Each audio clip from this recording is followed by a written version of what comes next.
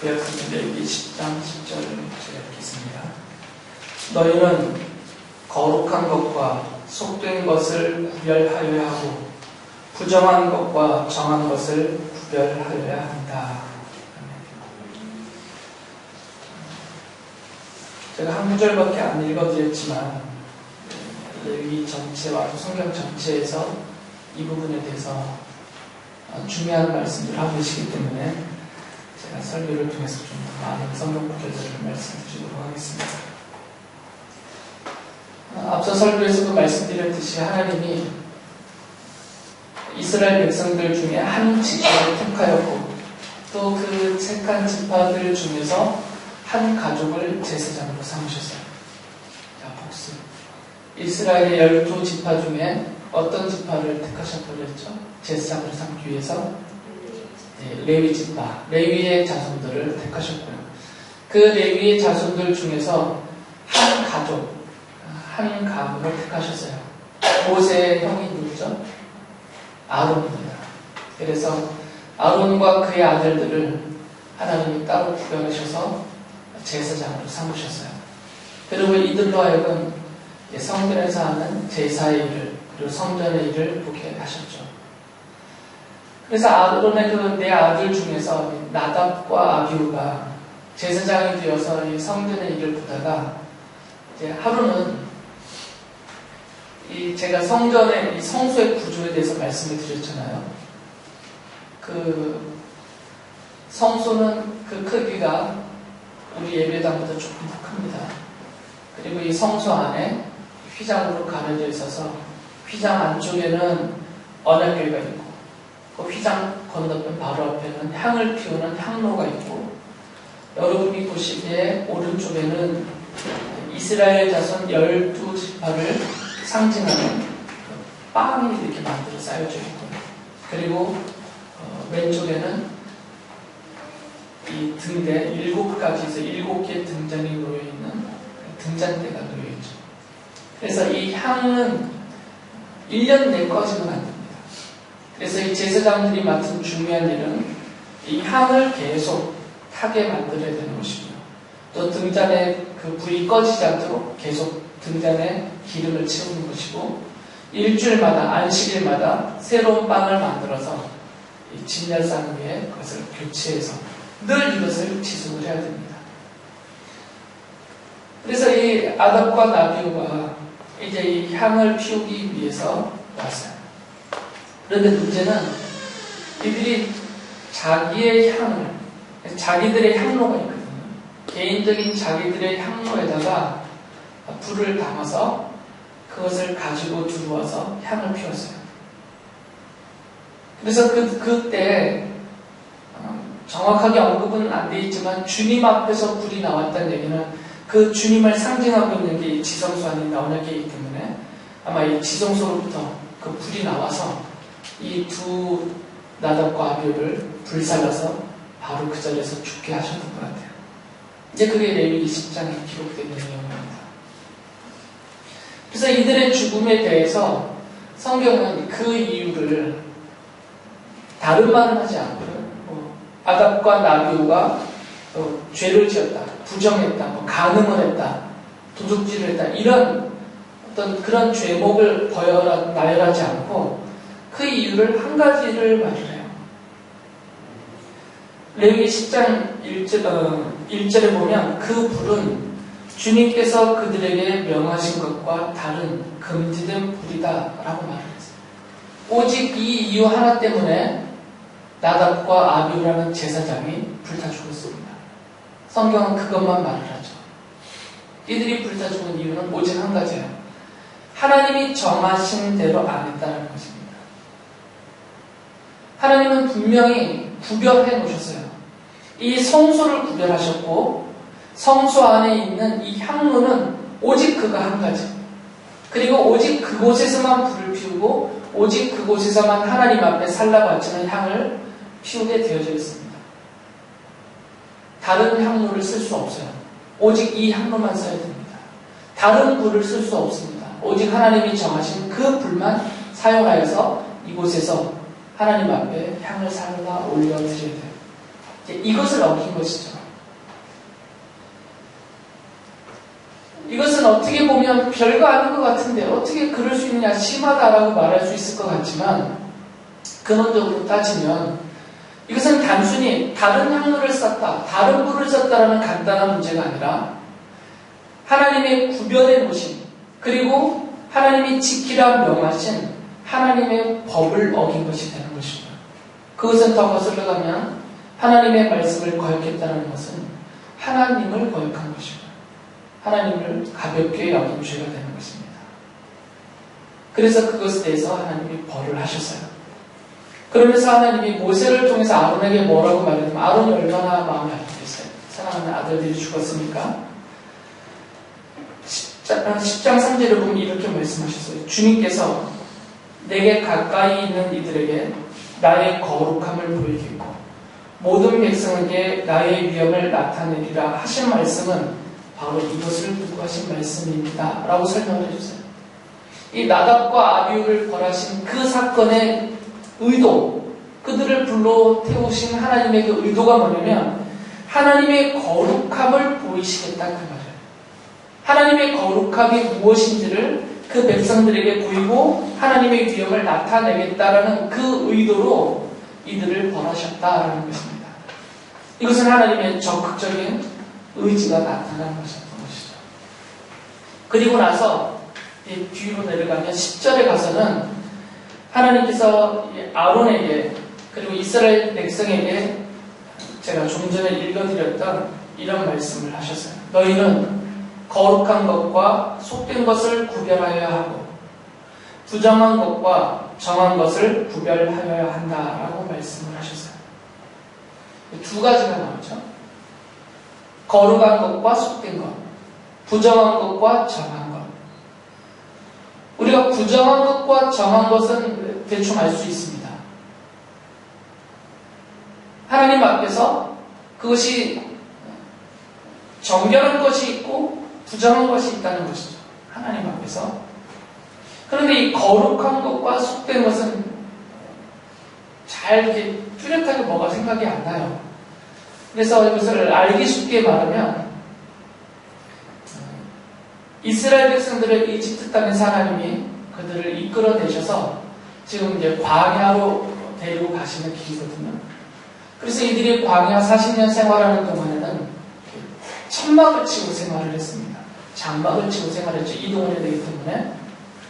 그래서 이스라엘 백성들이 머물 때에는 그들이 머문 광야에 많은 장막을 쳤습니다. 지파별로, 가족별로. 그 장막의 수가 얼마나 될지 모르지만 엄청 많았을 것이에요. 거의 200만 명이 넘었을 것이니까. 그들의 장막이 광야를 쭉 덮고 있을 때 하나님이 그 한 가운데에다가 구별하여서 하나님의 장막을 지어보셨어요. 만약에 예를 들어서 이스라엘 백성들이 광야에 친 장막의 수를 10,000개라고 치면, 아주 적게 이야기 쉽게 10,000개라고 치면 10,000개 장막을 펼쳤을 때 그 중에 가운데 하나, 요 하나를 하나님의 장막으로 따로 구별해 놓으신 것이죠. 그러면서 이것을 하나님의 장막, 하나님의 것이라고 해서 그것을 거룩한 장막이라고 부르셨어요. 그리고 그것을 우리가 줄여서 성막 그렇게 부르죠. 거룩한 성막을 붙여서. 근데 그 성막은 거룩한 것이에요.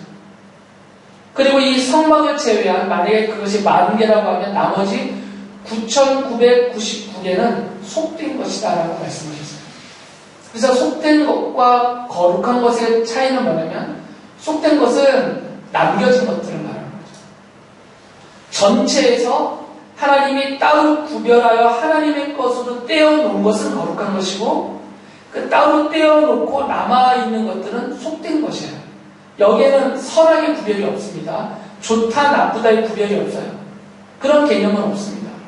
죄냐 의냐 이런 구별은 없어요. 전혀 그런 개념은 없고, 하나님의 것이냐 하나님의 것으로 따로 떼어놓은 것이냐 남겨진 것이냐 이 차이가 있을 뿐이에요. 그래서 이스라엘 백성들이 생활하는 장막은 속된 것이라고 부르고, 하나님께서 하나님 앞에 예배하도록 하나님의 것으로 따로 떼어놓은 것은 하나님의 장막이기 때문에 거룩한 것이에요. 그래서 성막 이렇게 부르는 것이죠. 또 그 성막에서 제사를 드릴 때 제사장이 필요했죠. 그래서 이 제사장들은 이스라엘 백성 전체 중에서 하나님이 따로 떼어서 그들을 구별하여서 하나님의 것으로 삼고 그들에게 제사의 일을 보게 했어요. 그래서 이 제사장들은 거룩한 사람들입니다. 하나님의 거룩한 제사장이라고 불려진 거죠. 그리고 나머지 일반 사람들은 속된 사람들인 거죠. 단순한 그런 차이입니다. 구별됐다 그 말이에요. 이스라엘 백성들이 이제 식사 때마다 짐승을 잡아서 고기를 먹죠. 그런데 같은 짐승을 잡아도 하나님의 앞에 나와서 제사로, 그 제사의 제물로 바치는 짐승들은 거룩한 예물로 불렀어요. 따로 구별했기 때문에 하나님 앞에 바칠 것으로. 자기들이 먹는 양떼들 중에서 하나님 앞에 드리는 것으로 따로 구별해냈기 때문에 이것은 거룩한 예물이 되는 거죠. 이런 식입니다. 그래서 거룩하다는 얘기는 전체 중에서 하나님의 것으로 따로 떼어 구별했다. 이것은 거룩한 것이고 그러니까 남겨진 나머지들은 속된 것이에요. 그런데 부정한 것과 정결한 것에는 죄의 개념이 들어갑니다. 거룩한 것, 속된 것에는 죄의 개념이 없어요. 하지만 부정한 것과 정한 것에는 죄의 개념이 들어가요. 하나님께서 창세기에 보면 노아의 홍수가 있잖아요. 노아 때 홍수가 있고 그 홍수 때 하나님이 방주를 짓게 하셔서 이제 노아의 가족을 살게 하시죠. 그때 노아의 가족 몇 명이 방주에 탔어요? 18명? 8명. 노아와 부인, 그리고 노아의 세 아들과 며느리 3명. 8명이 방주에 탔어요. 그렇게 방주에 탈 때 하나님께서 노아와 함께 방주에 동물들을 들어가게 하셨죠. 그래서 정결한 짐승, 부정한 짐승 이렇게 나누어서 태우게 하셨어요. 창세기 7장 2절을 보면 모든 정결한 짐승은 수컷과 암컷으로 7쌍씩, 그리고 부정한 짐승은 수컷과 암컷으로 2쌍씩 내가 데리고 가거라 해서 방주에 태웠죠.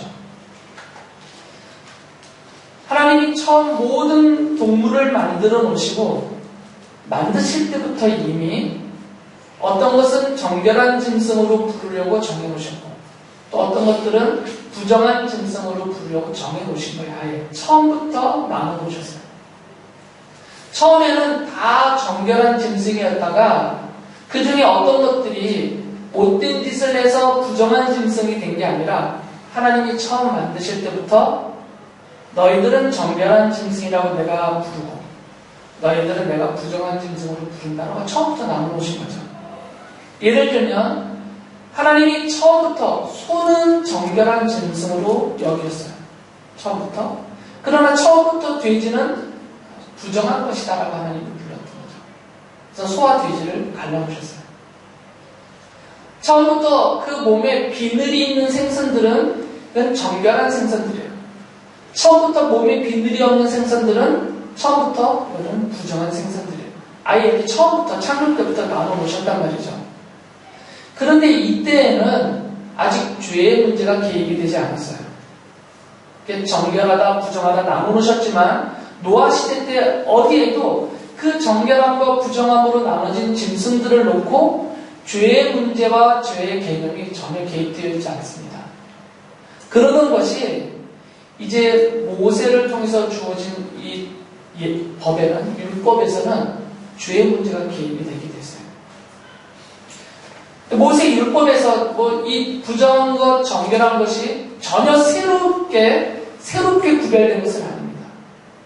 이미 노아 때 언급하셨던, 노아 때 하나님이 말씀하셨던 그것이 그대로 적용이 됐어요. 정결한 짐승, 부정한 짐승. 그런데 이제 모세에게 율법으로, 법으로 주실 때에는 레위기 11장 47절에 보니까 이것은 부정한 것과 정한 것을 구별하고 먹을 수 있는 동물과 먹을 수 없는 동물을 구별하려고 만든 규례다라고 말씀하셨어요. 이 규례라는 것은 다른 말로 하면 법이에요. 하나님이 이제는 법으로 정하셨다는 얘기죠. 전에는 법이 없었어요. 전에는 법으로 정하지 않으셨습니다. 부정한 짐승, 정결한 짐승이 나눠 있어도 그때는 법으로 정하지 않으셨어요. 왜 그러냐면 노아의 홍수 전에는 짐승을 안 먹었기 때문이에요. 노아의 홍수 전에는 하나님의 사람으로 분류됐던 사람들은 고기를 먹지 않았습니다. 그런데 노아의 홍수 이후에 하나님이 이제는 고기를 먹도록 허용을 해주셨어요. 그러니까 그전에는 이게 법으로 정하지 않았습니다. 먹어도 된다, 안 된다. 그러다가 이제 모세 율법을 통해서는 법으로 정한 거죠. 부정한 것은 먹으면 안 된다. 정결한 짐승은 먹어도 되지만 부정한 짐승은 먹으면 안 된다. 그러면서 그 법에 무엇이 포함되어 있냐면 죄의 개념이 들어갔어요.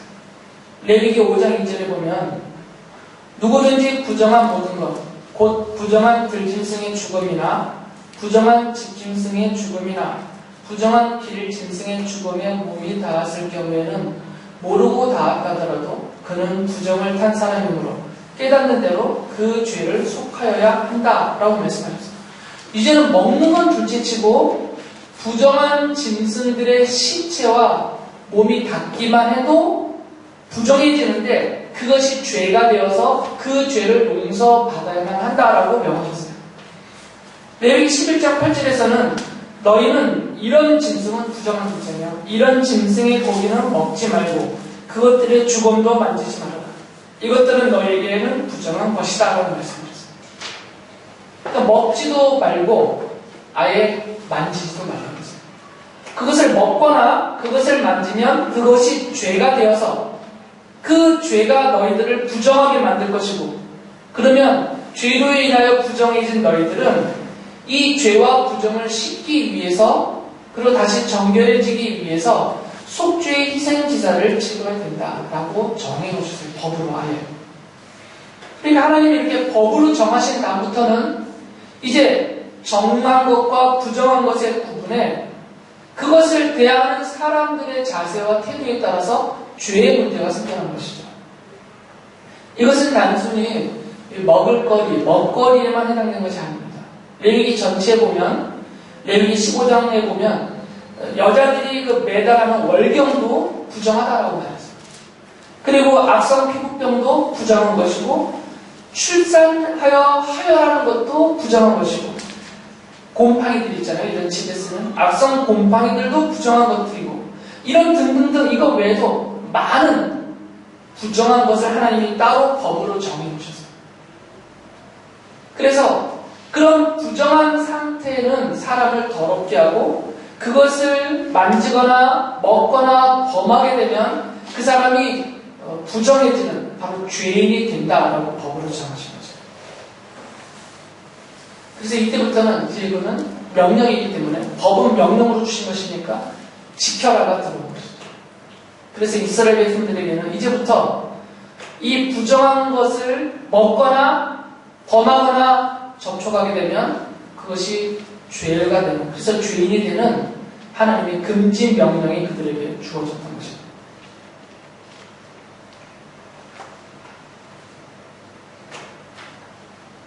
이제 여기에서 생겨난 문제들이 있습니다.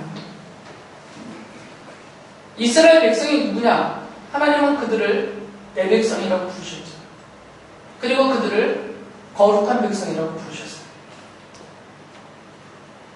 그래서 이스라엘 백성들은 하나님이 하나님의 백성으로 이 세상 사람들로부터 따로 떼어내어서 거룩한 백성을 삼아놓으셨기 때문에 그들의 정체성에 맞도록 그들은 거룩하게 살아라. 이것이 주어진 명령이에요. 거룩한 백성이 되었다는 얘기는 하나님이 세상 사람들로부터 그들을 구별하여 하나님의 것으로 삼으셨다는 것이고 이들에게 거룩하게 살아라는 얘기는 하나님이 구별하신 그대로 살아라 그 얘기죠. 다시 말하면 부정한 것을 범하지 말고 살라 그 말이에요. 이것은 종교적인 면에서 해당이 됩니다. 오직 하나님만을 섬겨라. 우상을 섬기는 것은 그들에게 죄가 되고 부정한 것이 되어버려요. 그러니까 그것을 범해도 안 되고 접촉해도 안 되는 것이죠.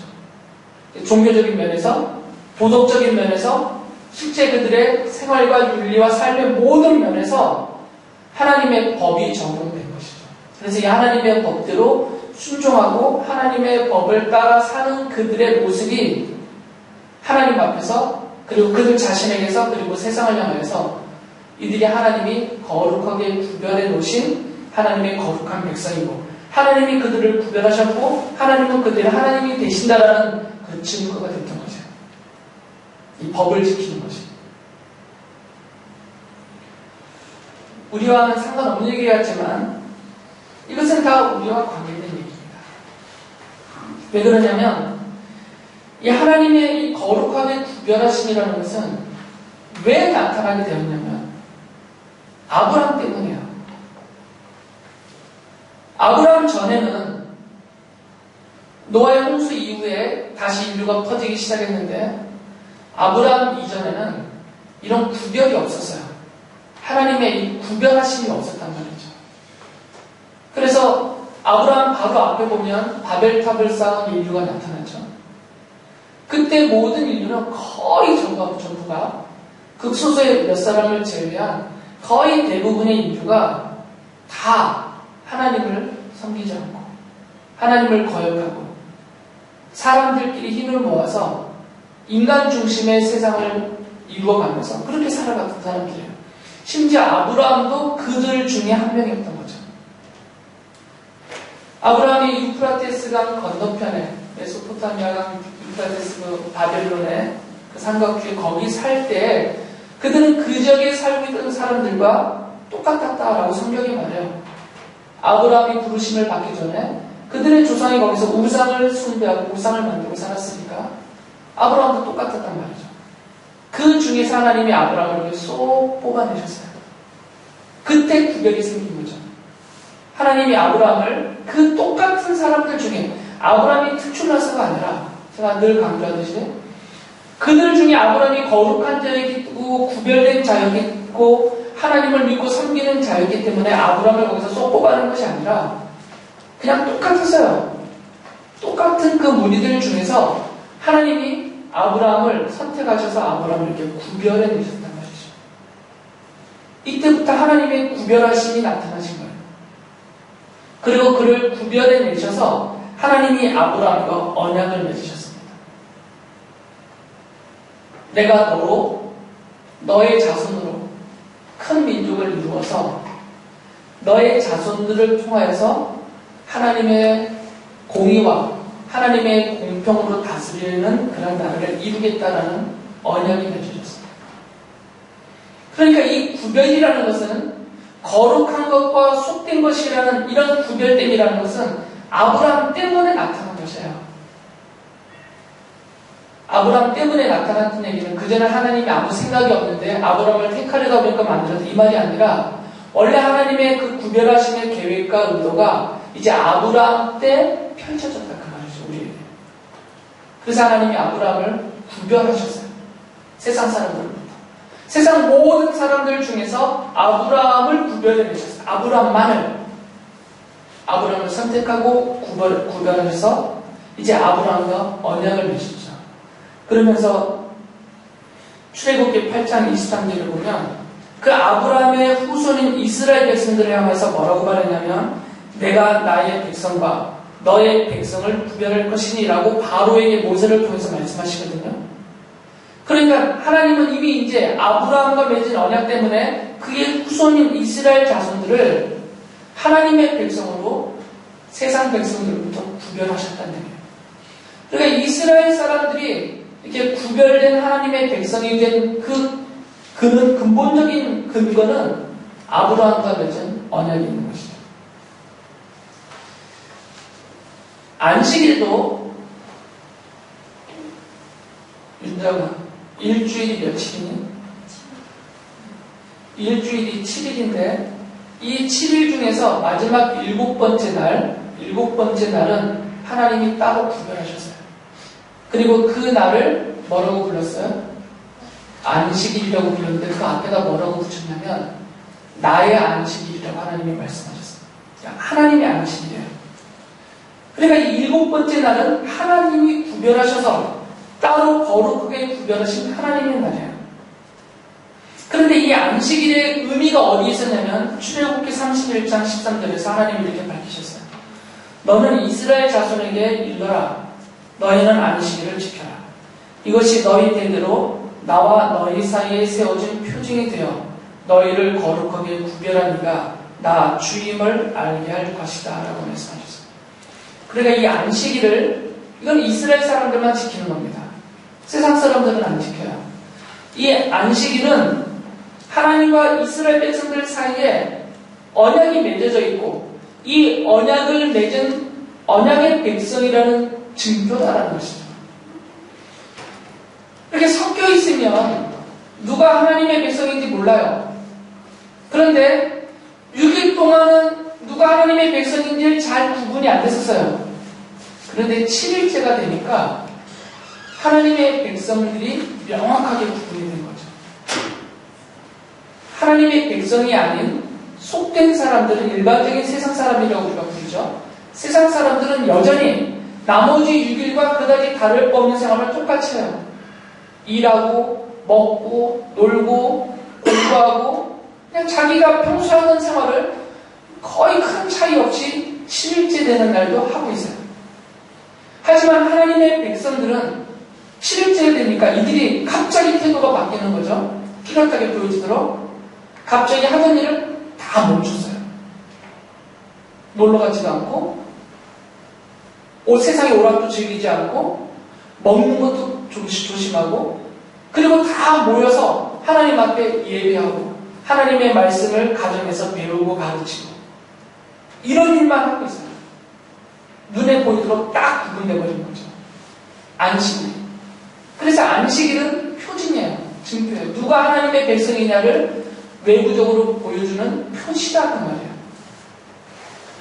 그러니까 이 안식일은 하나님의 거룩한 날, 하나님의 거룩한 날인데 그것이 이스라엘 백성에게 하나님과 백성 사이에 언약으로 맺어진 그 백성 사이에 그것을 증명하고 입증하는 표징이다라고 말씀하셨어요. 그러니까 이 하나님은 왜 구별을 하셨느냐? 왜 거룩한 것과 속된 것을 나누셨느냐? 이 언약 때문에 나누셨다 그 말이에요. 아브라함이 하나님께 선택을 받았다고 했죠. 그러면 이제 아브라함의 자손들이 하나님께로부터 선택받고 구별되어진 거룩한 자손이 되어야 되는데 아브라함 자손 전체가 그러지 않았어요. 아브라함에게는 아들이 몇 명이죠? 사라의 아들 말고도 아들이 많았어요. 다 해서 몇 명의 아들이 있었어요? 8명의 아들이야. 이삭을 포함해서. 8명의 아들 중에서 이삭만 구별됐어요. 나머지 이스마엘을 포함한 7명의 아들은 속된 자들로 남겨졌고 같은 아브라함의 자손이지만 혈통적으로 오직 이삭만 하나님이 따로 거룩하게 구별하여서 언약의 자손으로 삼으셨어요. 그리고 이 이삭에게는 아들이 2명이 태어났죠. 누구와 누구의 쌍둥이? 에서와 야곱이에요. 그런데 그 중에서 하나님이 누구를 택하셨어요? 야곱을 택하셨고 구별하여서 하나님의 거룩한 자손이 되게 하시고 에서는 남겨져서 속된 사람 속에 그냥 남겨진 것이죠. 그리고 이 야곱에게서 12명의 아들이 태어났습니다. 그리고 이들이 이스라엘 자손을 이루었어요. 그런데 이 야곱의 12아들로 형성된 이 이스라엘 자손 전체를 하나님이 내 백성이라고 부르지 않았어요. 그들 중에서 로마서 9장 6절에서 7절 보면 이스라엘은 야곱입니다. 이스라엘에게서 태어난 사람이라고 해서 다 이스라엘 사람이 아니고 아브라함의 자손이라고 해서 다 그의 자녀가 아닙니다. 라고 성경이 말하죠. 다 아니단 말이에요. 이사야 10장 22절을 보면 이스라엘아 내 백성이 바다의 모래처럼 많다고 하여도 그들 가운데서 오직 남은 사람들만이 돌아올 것이다 라고 말씀하셨어요. 남은 자 사상이 나와요. 그러니까 이 남은 자라는 얘기는 하나님의 선택하신 따로 구별하신 사람들이다 그 말이죠.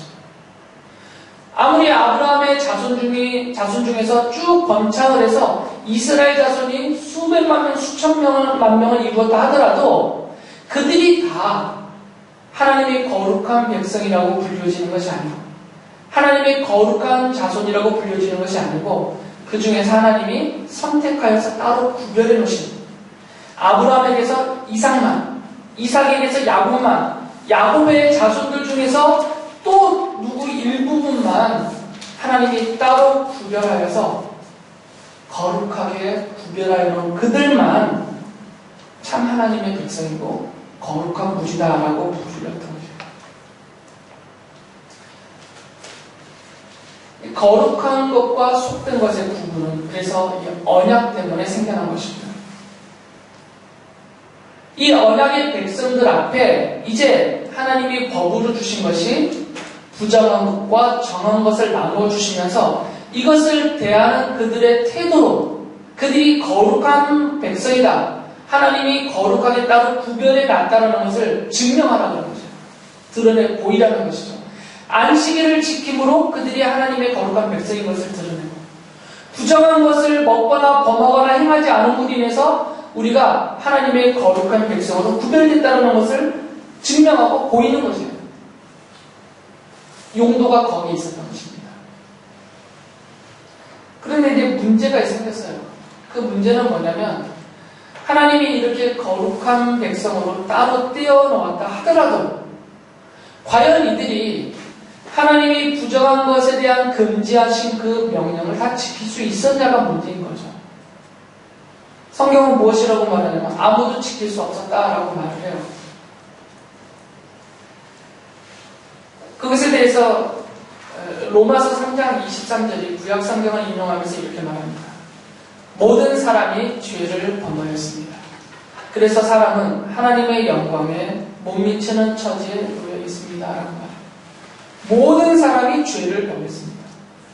죄를 범했다라는 것은 부정한 것을 범했다 그 말이에요. 그래서 죄인이 되는 거니까. 죄는 어디서 나오냐면 하나님이 정하다, 부정하다라고 내리신 그 하나님의 법을 어기는 것이 죄가 되는 것이니까 모든 사람이 죄를 범했어요. 다시 말하면 모든 사람이 부정한 것을 향해서 하나님이 정하신 금지 명령, 금지의 법을 범했다. 모든 사람이 그랬다는 거죠. 이 속에는 아브라함도 들어가고 이삭도 들어가고 야곱도 들어가고 어느 누구 예외 없이 모든 사람이 우리를 포함해서 다 들어가는 거죠. 그런데 성경은 뭐라고 말했냐면 레위기 14장 19절 20절에 보면 부정한 상태에서 다 부정하게 되버렸잖아요. 이제 정하게 되려는 그 사람의 죄를 속하여 주려고. 그러니까 부정하게 된 사람이 다시 정결해지려면 그 죄를 용서받아야 되는데 그 죄를 속하여 주려고 제사장은 속죄제물을 바친다. 그렇게 한 다음에 정하게 되려는 그 사람이 번제물을 잡으면 제사장은 번제물과 곡식제물을 제단에 바친다. 이렇게 하여 제사장이 그의 죄를 속하여 주면 그는 정하게 된다라고 말씀하셨어요. 그러니까 속죄의 피가 그 부정한 사람을 정결하게 해준다라는 거죠. 이게 구약의 제사예요. 모든 부정하게 된 자들을 향해서 하나님이 살 길을 열어주셨는데 그것이 제사를 드려라 그 말이죠. 속죄의 희생제사를. 그래서 속죄 희생제사를 드림으로 인해서 그 제물로 나를 대신해서 죽는 그 짐승의 피 흘림이 있을 때에 나의 모든 죄와 부정함이 다 씻어지고 용서되어져서 내가 정결하게 된다. 그래서 하나님의 내리시는 죄와 부정한 자에게 내리시는 벌은 죽음이다라고 하셨거든요. 성경에서 그 죽음을 면하게 된다라고 은혜로 이 법을 주셨던 거죠. 근데 제가 저번 주에도 그전부터도 이 제사와 제사장에 대해서 말씀을 쭉 드리면서 구약의 이 제사법은 그림자요 모형형 예표라고 그랬죠. 완전하지가 못하니까. 그래서 완전한 죄 용서, 우리를 완전하게 정결하게 이 죄와 부정으로부터 벗어나서 완전하게 정결하도록, 그래서 완전한 거룩한 의인이 되도록 만들어주는 그 완전한 제사가 있을 것이다. 지금 이 불완전한 제사를 지내기 때문에 자동적으로 그런 제사가 꼭 필요하게 있을 것이다 라는 하나님의 약속을 바라보게 만드는 그런 계시다라고 말씀드렸습니다. 그리고 그것이 가리키고 있는, 이 구약의 제사가 가리키고 있는 그 완전하고 영원히 죄를 씻고 부정함을 씻고 정결하게 온전하게 거룩하게 만드는 그 제사가 바로 예수 그리스도의 십자가의 죽으심이라고 말씀을 드렸죠. 그러니까 그리스도의 십자가에서 흘리신 피가, 그 피 흘리심이 죄와 부정함에서 우리를 완전히 씻어서 우리를 정결하게 하시는, 그리고 우리를 거룩하게 하시는 하나님의 은혜다라는 말씀을 드렸던 거죠. 그래서 이 자리에 모인 우리들은 하나님이 우리를 부르실 때, 성경을 통해서 우리를 부르실 때 부르는 명칭이 있습니다. 신약에서는 우리를 성도라고 불렀어요. 사도들이 우리를 그렇게 불렀습니다. 교회를 가리켜서 우리는 성도다라고 불렀어요. 성도는 한자어잖아요. 우리말로 풀면 거룩한 무리다 그 말이에요. 그러니까 우리는 거룩한 무리예요. 그럼 제가 처음에 말씀드렸다듯이 그 거룩함의 개념을 적용한다면 우리는 누구냐고요? 속된 자들로부터 하나님이 따로 구별해 놓으신 하나님의 것이다 그 말이에요. 그래서 이 속된 자는 신약성경에서는 세상 사람이라고 불러요. 세상이라고. 그래서 우리들은 이 세상의 모든 사람들로부터 하나님이 따로 떼어 구별하여서 하나님의 것으로 삼은 사람들이에요. 그래서 우리를 성도라고 부르는 거죠. 그러면 하나님이 우리를 따로 떼어놓은 하나님의 거룩한 백성을 삼으실 때 이것을 어떻게 따로 떼어내시냐고요. 두부 자르듯이 칼로 쫙 자르면 안 되잖아요. 본질이 바뀐 거니까 속된 자로부터, 지금은 신약성경에서 뭐라고 말하면 아까 모든 사람이 다 죄를 짓고 모든 사람이 부정해졌다고 했으니까 이제는 속된 것이, 이 속된 사람들이, 세상 사람들이 다 부정한 사람이에요. 성경은 그렇게 말하고 있어요. 처음에는 그런 부분이 없었지만 이제는 하나님이 아브라함부터 시작해서 하나님의 백성을 따로 구분하여 떼어내실 때부터는 이제 남겨진 이 속된 사람들, 세상 사람들은 다 부정한 자들인 거죠.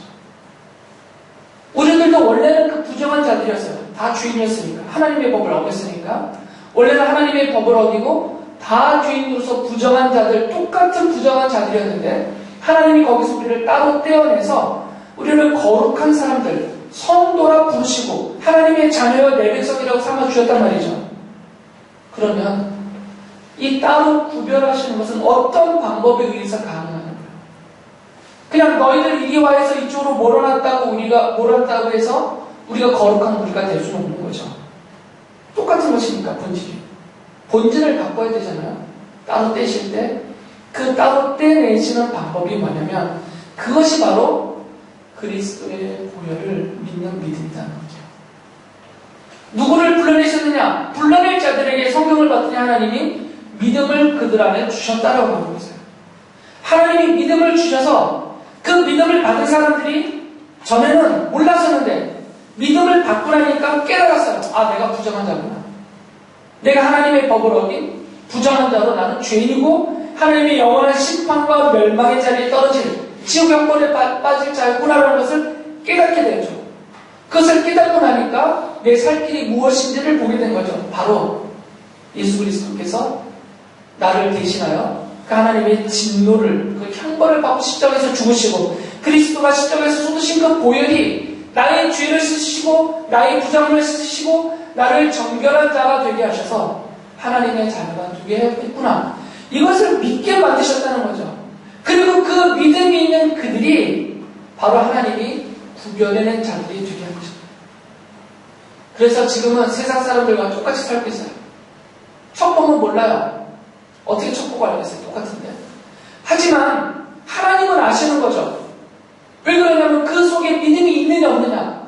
하나님이 믿음을 줬으니까 내가 누구에게 믿음을 주면 이것은 하나님이 정하신 것으로 주신 것이지 공중에서 믿음 바다라고 쫙 그려서 누가 받았는지 모르는 이게 아니라 하나님이 믿음이 줄 자를 창세전부터 미리 정해놓으셨고 그들에게 주셨단 말이죠. 그러니까 누구에게 믿음이 있는지는 하나님이 아세요. 여러분에게 믿음이 있다는 것을 하나님이 아시는 거죠. 하나님이 정한 자들에게만 주시니까. 그래서 우리가 거룩한 우리 성도라고 따로 구별된 것이에요. 그래서 교회에 나왔다고 성도가 되는 것이 아니고 하나님이 택하여 믿음을 주셨기 때문에 거룩한 머리로 따로 구별되었다는 얘기예요. 그러면 이것은 단순히 신분의 변화를 말하는 것이 아닙니다. 구별된 자들에게는 구별된 약속이 있는 것이에요. 하나님이 아브라함을 택하고 부르실 때 아브라함에게만 약속하셨어요. 남겨진 자들에게는 약속하지 않았어요. 마찬가지로 아브라함의 믿음의 자손인 우리들을 구별하실 때에는 우리들에게만 바로 교회와 성도들에게만 하신 약속이 따로 있단 말이죠. 이 세상 사람들에게 주시지 않고 여러분들에게만 따로 구별해 주신 약속이 있어요. 하나님의 약속이죠. 가장 근본적인 것은 영원한 생명을 주셨습니다. 구별하지 않은 속된 자들 세상 사람들에게는 없어요. 이것이. 그 영원한 생명은 하나님의 영원한 나라에서 누리는 영원한 생명이에요. 그 생명이 주어졌다는 얘기는 이제부터 여러분이 구원받을 때부터 따로 구별될 때부터 믿음으로 하나님의 자녀가 될 때부터 이제 하나님이 따로 구별하여 주시기로 약속하신 것들을 받을 수 있는 자들이 되었다는 것이고 지금 현재부터 그것을 받고 누리며 영원토록 살게 되었다는 것을 말하는 거죠. 그래서 성도들인 여러분에게는 약속된 기업이 따로 있습니다. 세상 사람들이 받지 못하는 여러분에게는 하나님이 약속하여 주시기로 한 평안이 따로 있어요. 남겨진 사람들, 세상 사람들이 누릴 수 없는 평안입니다. 여러분에게 받아야 될 도움은 따로 있어요. 하나님의 도움이죠. 세상 사람들은 죽었다 깨도 받을 수 없는 하늘로부터 내려지는 도움이 여러분에게는 따로 구별되어져 있어요. 물론 우리가 가장 원하는 것은 돈이겠지만 돈만 있으면 다 되는 것 같으니까. 그러나 하나님이 우리에게 약속하여 따로 구별해 주시겠다는 것은 돈이 다가 아니란 말이죠. 돈은 빼놨다는 얘기가 아니고 그럼 얼마나 섭섭하겠어요. 우리가 돈도 포함되어져서 필요에 따라서 하나님이 약속을 해주시니까 하나님의 뜻 안에서 돈도 약속되어져 있죠. 물론 자녀를 향해서도 여러분의 기업을 향해서도 여러분의 직장을 향해서도 여러분의 몸을 향해서도 우리들이 이 땅에 발을 딛고 사는 이때부터 시작해서 영원토록 우리에게 하나님이 아브라함을 부를 때부터 주기로 약속되어져 있는 아브라함의 자손들에게 믿음의 자손들에게 주겠다고 하나님이 따로 구별하여 약속해 놓으신 그것들이 우리들의 것으로 이미 주어졌고 계속해서 누리도록 해주셨다는 거죠. 이게 하나님의 구별하심에 담겨져 있는 은혜입니다. 지금 우리 이것을 잘 몰라요. 힘들기 때문에 우리가 이 땅에서 고난을 당하기 때문에 아프기 때문에 괴롭고 힘들고 궁핍하고 어렵기 때문에 이게 도대체 뭔지 잘 몰라요. 지금은. 그러나 우리가 분명히 알아야 될 것은 내가 누구냐부터 시작해야 됩니다. 내가 누구냐? 나는 성도다라는 거죠. 나는 하나님이 이 세상으로부터 따로 구별해 놓으신 그리스도의 보혈로 씻으셔서 따로 구별해 놓으신 하나님의 자녀, 하나님의 거룩한 백성이요 성도다라는 것에서부터 시작이 됩니다. 내가 그러한 정체성을 가질 때 하나님의 약속이 생생하게 내게 다가올 것이고 그 약속하신 구별된 자들에게 구별하여 주기로 하신 것들을 믿음으로 누리게 된다는 것입니다.